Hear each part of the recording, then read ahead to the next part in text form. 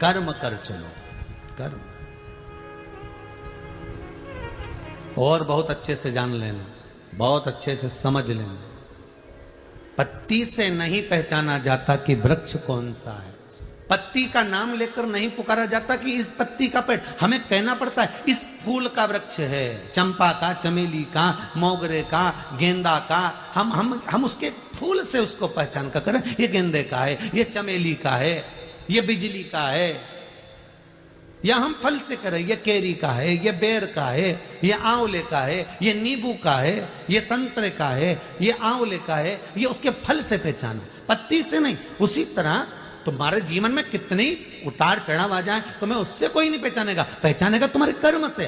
तुमने कर्म कौन सा करा, उस कर्म से तुम्हें पहचाना जाएगा। अच्छा कर्म करोगे, जगत में तुम्हारा नाम उसी नाम से जाना जाएगा। बेकार कर्म कर दिया, उसी नाम से तुम्हें पहचानेगा, अरे बेकार, बहुत बेकार। ये वही है, कर्म से पहचानना है। कुछ अच्छा करिए। मानव की देह पाने के बाद में, मानव की देह पाने के बाद में एक कर्म जरूर करना, किसी सदगुरु की शरण जाकर उसकी स्मरण में, थोड़ी सी भक्ति में, थोड़े से स्मरण में डूबने का प्रयास कर।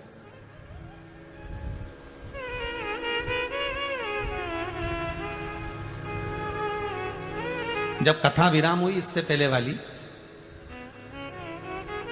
ऑस्ट्रेलिया वालों की, उसमें हमने कहा था कि इसके बाद वाली जो कथा है गुरु पूर्णिमा के नजदीक में है, इसलिए इस कथा में गुरु चरित्रों का वर्णन करेंगे। तो एक व्यक्ति ने लिखकर भेजा व्हाट्सएप पर कि महाराज जी, गुरु का होना क्यों जरूरी है, कारण क्या है? तो सीधी सीधी बात है, बादाम का छिलका ऐसे निकल ही नहीं सकता, निकाल के बता दो। बादाम के अंदर की गिरी को चोट नहीं लगना चाहिए और छिलका निकल जाना चाहिए। घिसना भी नहीं है, परेशान भी नहीं करना, छीलना भी नहीं है, और छिलका निकल जाना चाहिए। तो क्या करोगे?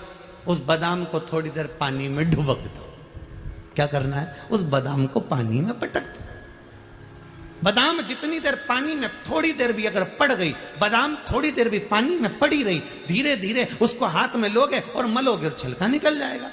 अब ना अंदर गिरी का कुछ बिगड़ा, ना किसी चीज का बिगड़ा, ना उसमें चोट लगी, ना कुछ खरोच आई, बस छिलका निकल गया। उसी तरह जैसे बादाम को पानी में पटोक कर रखा है, पानी में डाल कर रखा है, तो छिलका तुरंत निकल जाता है। उसी तरह मनुष्य देह में आए हो,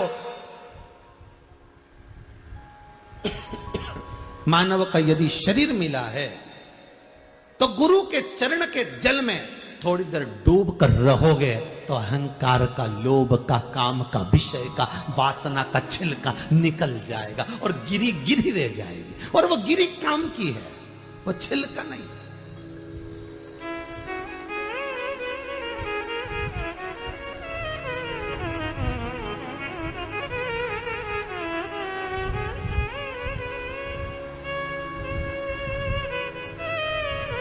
वो गिरी ही काम की।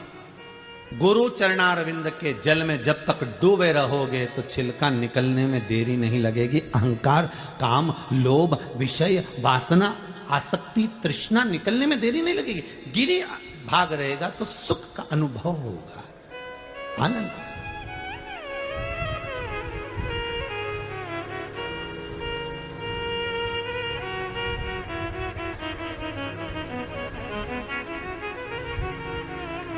शिव महापुराण की कथा कर रही है। देवराज नाम का ब्राह्मण, ब्राह्मण है, ब्राह्मण कर्म से वंचित है। ब्राह्मण कर्म से क्यों वंचित है? क्योंकि किसी सदगुरु की शरण नहीं जा पाया। बिंदुक नाम का ब्राह्मण, ब्राह्मण कुल में जन्मा है, चोरी कर रहा है, धन लेकर आ रहा है, अपनी पत्नी, धर्म पत्नी को दे रहा है, पर ब्राह्मण कर्म से वंचित है। उसका कारण क्या है? क्योंकि सदगुरु की शरण नहीं जा पाया। इस कथा को सुनने के बाद आप अपनी जिंदगी में एक बात याद रखना, गुरु ढूंढना, बहुत अच्छे से ढूंढना, बहुत अच्छे से, पर जल्दीबाजी में नहीं। तुम्हारा मन, तुम्हारी बुद्धि, तुम्हारा चित्त, तुम्हारी वृत्ति जब तक नहीं कह दे कि इसको गुरु बनाना है तब तक मत बनाना, उसके बाद ही बनाना। जब दिल कह दे तुम्हारा कि ये मुझे तार सकता है, ये मुझे हरि से मिला सकता है।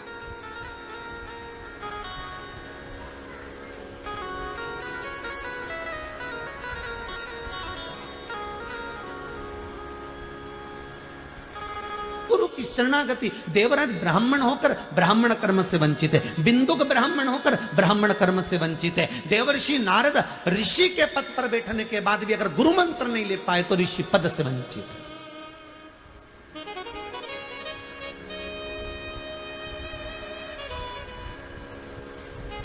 वो सुख कहां, वो आनंद की अनुभूति कहां?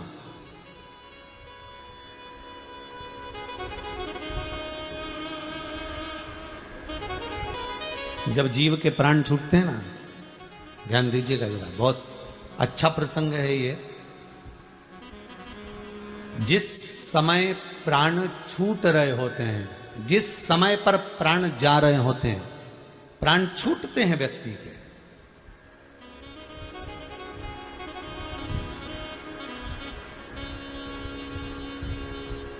देवलोक, प्रेतलोक। कौन सा लोक है? प्रेतलोक, जिसमें व्यक्ति भूत की योनि, गरुड़ पुराण में लिखा। प्रेतलोक, देवलोक, गलत हवा, प्रेत, पितर, आदिक आदिक जितनी भी हवाएं होती हैं, आपको पहले भी वर्णन करा एक कथा के अंतर्गत, जो 49 पवन होती, ये जितनी पवन होती है, इसमें कुछ पवन तो अच्छी होती है और कुछ पवन बेकार।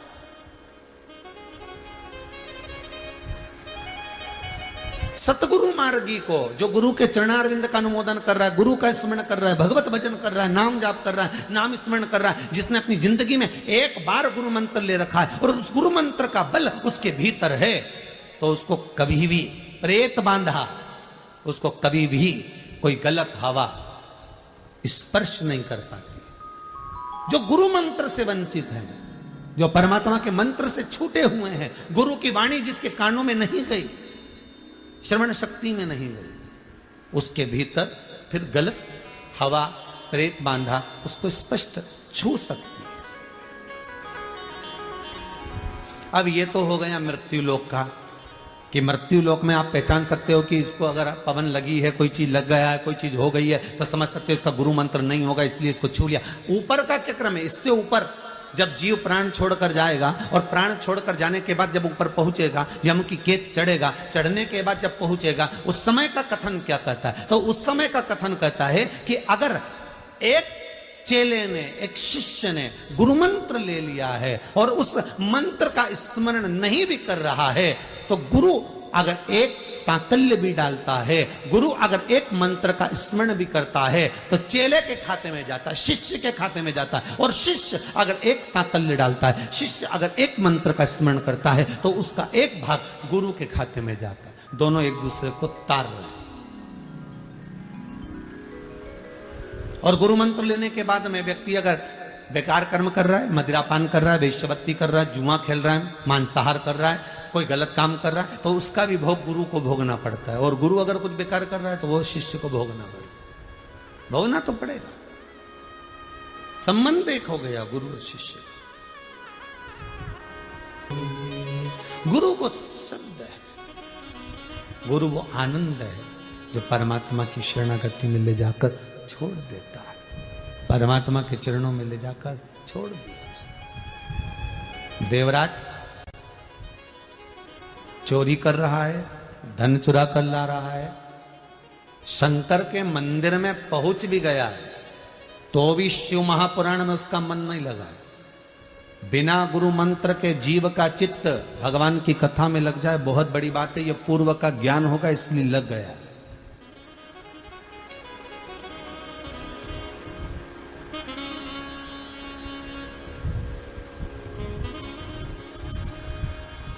आज के जमाने में असली गुरु लोगों को मिल नहीं रहे और गुरु को असली चेला मिल नहीं रहे। देखिए जरा, असली गुरु नहीं मिल रहा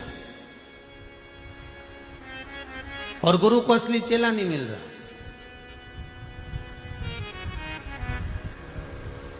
एक गुरुजी तखत पे बैठे थे, शालिग्राम जी की पूजन कर रहे थे। दो चेले थे उनके। एक चेले को आवाज लगाई, चेला, ऐ रामू, ऐ रामू। रामू दौड़ कर आया, जी गुरुदेव। बेटा, शालिग्राम जी की सेवा चल रही है, थोड़े तुलसी के दल लिया, जा तो जरा तुलसी ला। इतना आलसी चेला, उसने मन में सोचा अगर आज तुलसी लेने चले गया तो ये गुरुजी रोज मुझसे तुलसी मंगवाएंगे। अगर आज चले गया तो गुरुजी रोज मंगवाएंगे।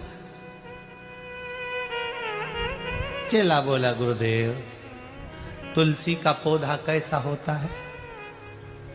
गुरुजी ने मन में सोचा, गजब का चेला, बताओ, यहां आश्रम में रह रहा है और इसको तुलसी का पौधा नहीं मांग।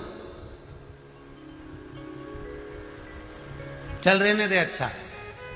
दूसरे चेले को आवाज लगाया, किशोर, ओ किशोर, ओ किशोर। अरे कहां गया किशोर? और किशोर दौड़ के आया, जी गुरुदेव। जा थोड़ा सा तुलसी का दल तोड़ कर लिया। किशोर ने सोचा, बता, ये रामू नहीं गया तो मैं काय को जाऊं? गुरुदेव, आपने रामू से नहीं कहा? रामू को तुलसी का पौधा नहीं मालूम था। किशोर कहने लगा, तूने तुलसी का पौधा नहीं देखा? इतनी बड़ी बड़ी पत्ती होती है तुलसी की और इतना बड़ा पेड़ होता है।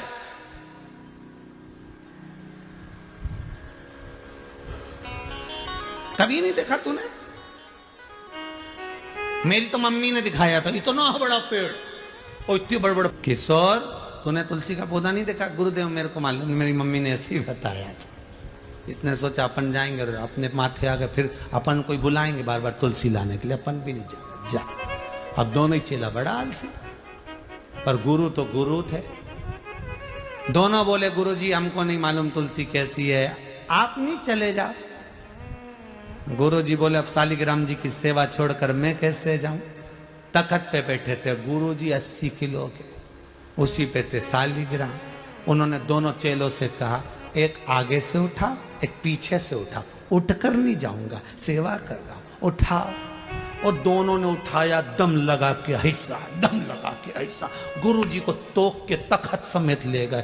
तुलसी जी के क्यारे, ये बस बस बस, रोको रोको रोको रोको रोको, अब तोड़ के लाओ। तुलसी दल लाए, गुरुजी को दिया। गुरुजी ने शालिग्राम जी के चढ़ाया। गुरुजी बोले, ले चलो वापिस, भाभी ले चलो। इनने फिर उठाया और उठा के ले जाके फिर तखत को रखा। गुरुजी बोले, बेटा, तुलसी का पौधा भूल